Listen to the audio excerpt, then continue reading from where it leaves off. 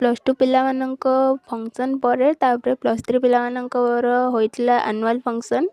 ଆଉ ଆମର ଗେଷ୍ଟ ହିସାବରେ ଶିକ୍ଷାମନ୍ତ୍ରୀ ଯିଏକି ସୂର୍ଯ୍ୟବଂଶୀ ସରୋଜ ତାଙ୍କୁ ଇନଭାଇଟ୍ କରାଯାଇଥିଲା।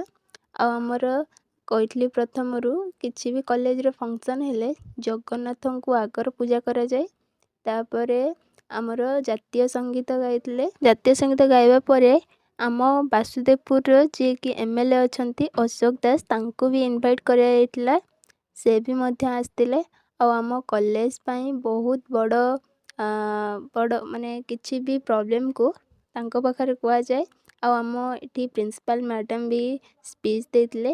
ଆଉ ଏଠି ମ୍ୟାଡ଼ାମ୍ ମାନେ ବି ସ୍ପିଚ୍ ଦେଇଥିଲେ। ଏଇଥିରେ ଯେଉଁ ଭଏସ୍ ଓଭର୍ କରୁଛି ମୁଁ, ଏଥିରେ ଯଦି କିଛି ଭୁଲ ରହେ ମୋତେ କ୍ଷମା କରିଦେବେ, କାହିଁକିନା ମୁଁ କିଛି ଜାଣିପାରିନି ଏଥିରେ କହିବି ବା କ'ଣ। କଲେଜ ପିଲାମାନଙ୍କ ପ୍ରତି ଯାହା ବି ଅସୁବିଧା ହେଉଥିଲା ତାଙ୍କୁ ଜଣାଯାଇଥିଲା। ଆଉ ସେ କହିଛନ୍ତି ବି ସେଇଟା ଠିକ୍ କରିଦେବେ ବୋଲି। ତାପରେ ତାଙ୍କର ସମୟ ହେଇଥିଲା ସେ ପଳେଇ ଯାଇଥିଲେ।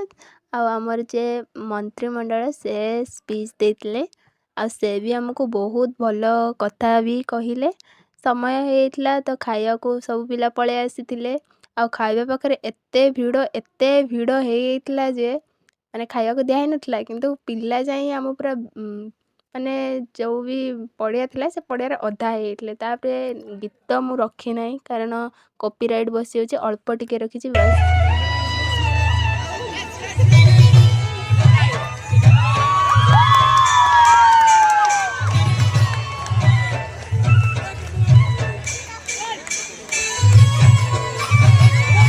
ସର୍ଟସ୍ ସବୁ ମୁଁ ୟୁଟ୍ୟୁବରେ ପୋଷ୍ଟ କରିଛି, କାରଣ ଯଦି 60 ସେକେଣ୍ଡରୁ ଅଧିକା ମୁଁ ପୋଷ୍ଟ କରିବି କପିରାଇଟ୍ ବସିଯିବ। ସେଥିପାଇଁ ମୁଁ ବେଶୀ ପୋଷ୍ଟ କରିନି। ଆଉ ଏଠି ଗୀତ ଆରମ୍ଭ ହେବା ମାତ୍ରକେ ପୁଅ ଯେତିକି ବି ଥିଲେ ସବୁ ଚେୟାର ଫେୟାର ଫୋପାଡ଼ିକି ପୁରା ବହୁତ ଜୋରଦାର ସେ ପାର୍ଟି କରିଥିଲେ। ପୁରା ଭିଡ଼ିଓ ଦେଖନ୍ତୁ।